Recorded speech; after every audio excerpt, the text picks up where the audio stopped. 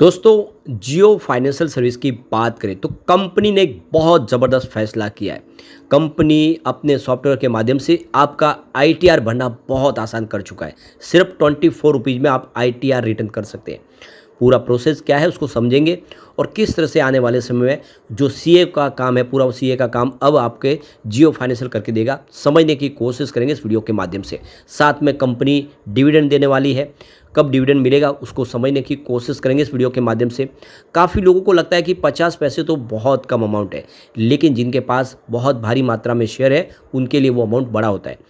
आप 10, 20 या 50, 100 शेयर वालों के लिए उसका कोई फ़ायदा उतना होता नहीं है, लेकिन डिविडेंड जो रेगुलर मिलने वाली इनकम होती है और शेयर की प्राइस बढ़ती है वो अलग फ़ायदा होता है। ऐसे में जो डिविडेंड है आने वाले इसमें बढ़ेगा भी और संभावना पॉजिटिव बनेगी। आज देख सकते हो कि बाज़ार में डीआई ने अच्छी खासी खरीदारी की है, बाज़ार में शानदार तेज़ी बनी है। अब आगे की क्या संभावना बन रही है उसको अच्छे से समझने की कोशिश करेंगे इस वीडियो के माध्यम से। इस बार रिजल्ट भी बहुत बेहतर दिया कंपनी ने, कंपनी का बिजनेस तेज़ी से ग्रो कर रहा है। लगातार म्यूचुअल फंड में बहुत सारे प्रोडक्ट लॉन्च किए जा रहे हैं, बाजार में नंबर 1 बनने की तैयारी है कंपनी की। ऐसे में क्या उम्मीद है आगे, लेकिन फ्रेंड उससे पहले अगर आप पहली बार हमारे चैनल पे आए तो चैनल को सब्सक्राइब कर दीजिए, एक बेल आइकॉन दबा दीजिए ताकि जब भी नया वीडियो बने पहला नोटिफिकेशन आपको मिले। वीडियो पसंद आए तो लाइक से जरूर कीजिए। चलो फ्रेंड्स वीडियो स्टार्ट करते हैं। मैं हूँ आपका दोस्त एसबी दवे और हमारे अपने चैनल ऑनलाइन कमाई में आपका बहुत बहुत स्वागत है। तो सबसे पहले बीएससी सेंसेक्स की बात करें तो आज 80,604 के स्तर पे क्लोजिंग देखने को मिली, जहाँ पे 746 पॉइंट की शानदार तेजी देखने को मिली। 0.93% दौड़ा बीएससी सेंसेक्स। तो आप देखें तो बाजार फिलहाल अभी तो सीमित दायरे में, जैसे बाजार काफ़ी नीचे आता तो तेज़ी बन जाती है, फिर ऊपर के लेवल से बिकवाली होती है। तो इस समय बाजार का एक आप देखो जोन बना हुआ है। आज बाजार में एफआई ने बिकवाली की है, लेकिन अच्छी बात यह थी कि 8 तारीख को फ्राइडे को पहली बार इस महीने में उन्होंने खरीदारी की थी। आप देखें तो उन्होंने 1932 करोड़ का फ्रेश इन्वेस्टमेंट किया था।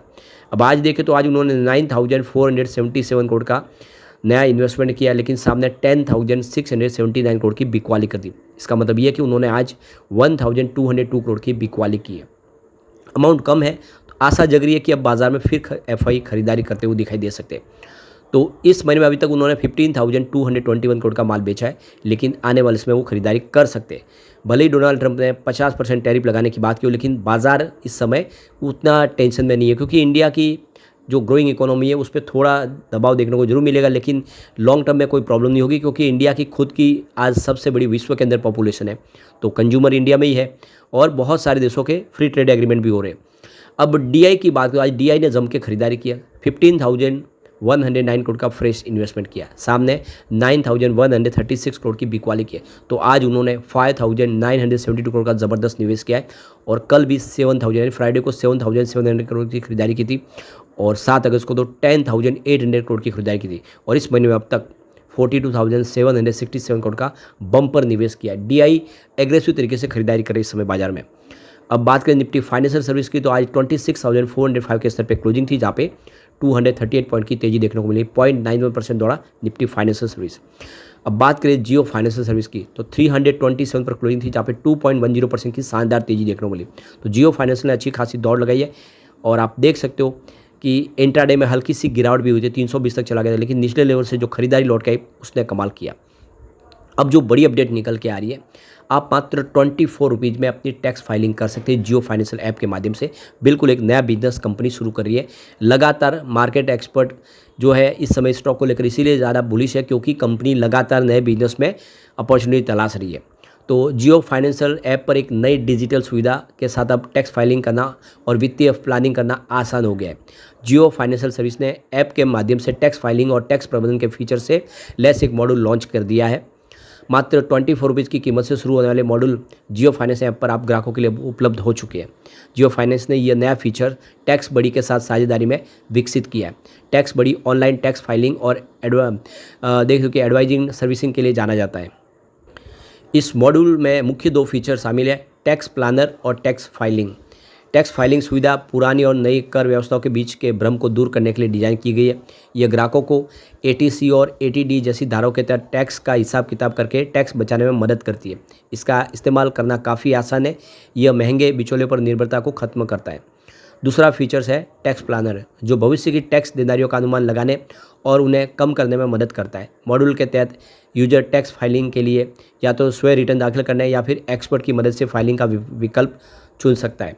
ऐप पर खुद टैक्स फाइलिंग मॉड्यूल 24 रुपीज़ से लेके शुरू होता है और टैक्स एक्सपर्ट की सहायता अगर आप लेना चाहते हैं तो यह सुविधा 999 रुपये से शुरू होती है, यानी 1000 रुपये से आप टैक्स फाइलिंग कर सकते हैं।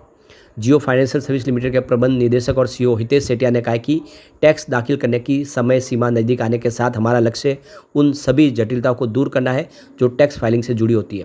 ग्राहकों को प्रभावी टैक्स प्लानिंग सेवाएं देना भी उतना ही महत्वपूर्ण है जितना पूरे वित्तीय वर्ष में अपने टैक्स देनदारी को बेहतर तरीके से जान सके। इस मॉड्यूल के लॉन्च होने से सुलभ डिजिटल फर्स्ट वित्तीय समाधान प्रदान करने में हमारा प्रयास का एक और नया आयाम जुड़ गया है।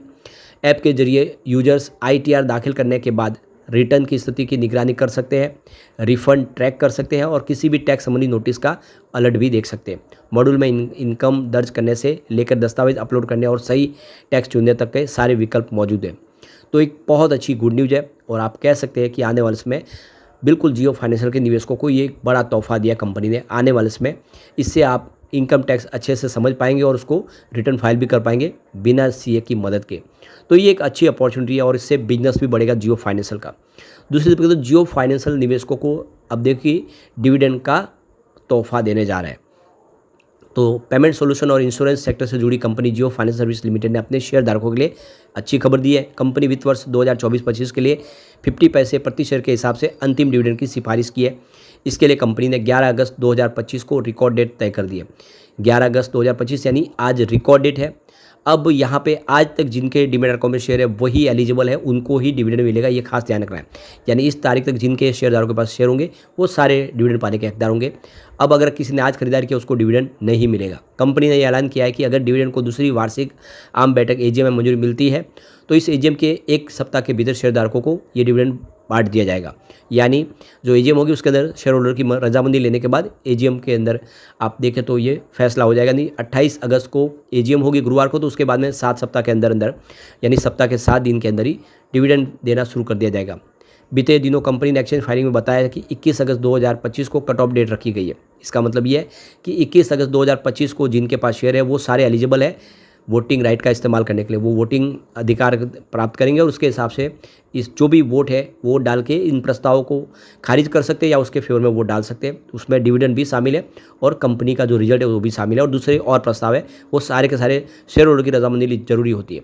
जियो फाइनेंस सर्विस ने पिछले कुछ समय में निवेशकों का भरोसा जीता है। यह डिविडेंड का ऐलान उस दिशा में एक और बड़ा कदम है। कंपनी की दूसरी AGM में शेयरधारकों को कंपनी के भविष्य के प्लान और प्रदर्शन पर चर्चा का मौका मिलेगा। एक्सपर्ट ने निवेशकों को सलाह दी कि वे रिकॉर्ड डेट और कट ऑफ डेट का ध्यान रखें ताकि डिविडेंड और वोटिंग अधिकारों का वो लाभ उठा सके। तो कुल मिला के काफ़ी अच्छी गुड न्यूज़ है। लेकिन फ्रेंड्स, कोई भी इन्वेस्टमेंट करने से पहले अपने फाइनेंशियल एडवाइजर से एडवाइस ले ले या अपना खुद का रिसर्च करें, क्योंकि मैंने वीडियो आपके एजुकेशनल पर्पज़ के लिए ही बनाया। वीडियो पसंद आए तो लाइक से जरूर कीजिए और चैनल को सब्सक्राइब कर दीजिए। Thank you friends.